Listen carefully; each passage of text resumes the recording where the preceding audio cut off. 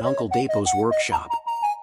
Though it was different from his factory job, she hugged him, saying, "We're proud of you, Bayo. It doesn't matter what work you do, we're grateful for everything you do for us." The next day, Papa Bayo began working with Uncle Dapo, learning carpentry skills he had never tried before. At first, he found it challenging, but each day, he grew more confident. Saad and Tunji watched as he came home tired but smiling, and they felt proud of him. One evening, Saad sat beside her father, watching him polish a small wooden chair he had made at the workshop. "Papa, I'm proud of you," she said softly. "I know things have been hard, but you're still here for us."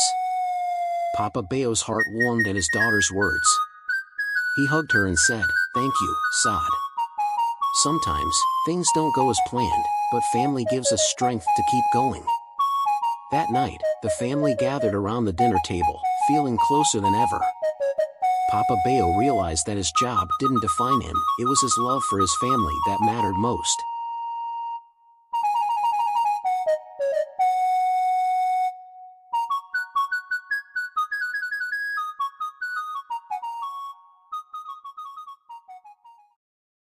Hi guys, welcome back to my channel. If this is your first time you are coming across this channel, don't forget to hit the subscribe button so you can be notified whenever we drop content. On this channel, we drop meaningful and educational contents back to back. And to my returning subscribers, I want to say a big thanks to you. Thanks for your support. Thanks for your trust. Without wasting more time, let's dive into today's content. In a land where drums could speak and ancestors whispered through rhythm, a greedy chief tried to own the voice of the gods, but some voices are not meant to be caged. Long ago, in the rain-drenched highlands of Ndalani, there was a drum. Not just any drum, the whispering drum. Crafted from sacred wood and the skin of a lion that had once defended the village, it was said to echo the voices of the ancestors. Whenever danger came, the drum beat on its own. Whenever injustice rose, the drum would not stay silent. It was kept in the sacred hall, guarded, revered, and only played by the village elder. But one day, the elder passed away. And a new chief rose, Chief Bulow, whose hunger for power was greater than his fear of the old ways. He smiled at the people, promised peace, but in secret, he silenced the truth. He locked the whispering drum away, claiming its magic was old nonsense. He banned the ancestral dances, and anyone who spoke of the spirits vanished. But the drum was not done. Each night it began to beat again, softly at first. A single thump, like a heart, then two, then louder. Until one night Bulow awoke in his chamber, and the drum was inside. It had moved itself. No door broken, no footprints, just there. It pulsed. And then it whispered, "You took the crown, but not the right. You silenced truth, but not the voice." Bulow screamed and ordered it burned. The fire rose high, the drum cracked, but did not break. The flame turned blue, and the voices of ancestors filled the hall. Villagers awoke to a strange sound, not the cry of birds, but the drumbeat of rebellion. People gathered around the sacred hall, and from the flames walked a girl, Ayo, the last elder's granddaughter, holding the drum. She spoke not with anger, but with truth. This drum belongs to the people, to the voices who came before and those yet born. No man can silence a legacy. The people turned on Chief Bulow, but the drum thumped once, and he fell to his knees. He wasn't killed. Instead, he was sent to live among the farmers to learn humility, and Ayo was chosen not as queen, but as voice keeper.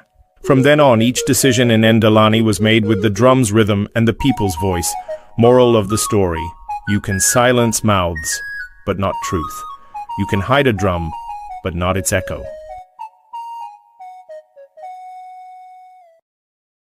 Hi guys, welcome back to my channel. If this is your first time you are coming across this channel, don't forget to hit the subscribe button so you can be notified whenever we drop content.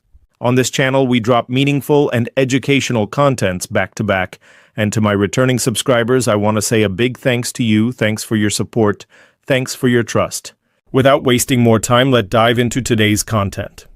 Before the pyramids pierced the skies of Egypt, before the bronze of Benin, before Mali echoed with gold and scholars, Africa was already ancient, already alive, already writing its story in stone and spirit. Welcome to where civilization was born. This is Untold African Empires, Ancient Origins. Travel back, not 1,000 years, not 2,000, but over 5,000 years into the burning heart of what we now call Nubia, there lies a kingdom forgotten by many, but remembered by the rocks. Tasseti, the land of the bow, the first known kingdom in Africa. Yes, even before pharaonic Egypt. They carved into sandstone cliffs, worshipped gods with lion heads and crocodile teeth, and ruled with queens who commanded armies. These were the ancestors of Kush, and their legacy didn't vanish. It was carried north, into the Nile, and into history. Because Egypt, before it was Egyptian, was African. We all know Egypt. But what if I told you its first kings came from the south, not the Mediterranean? What if its royal crowns were borrowed from Nubia? Archaeologists now believe that the unification of Upper and Lower Egypt may have been influenced, even led, by southern African cultures. From skin tones to symbols, from language to gods, Africa flowed into Egypt like the Nile itself. Ra, Anubis, Osiris, all born from a spiritual system tied deeply to nature, ancestors, and the stars. This wasn't a civilization imported from elsewhere. It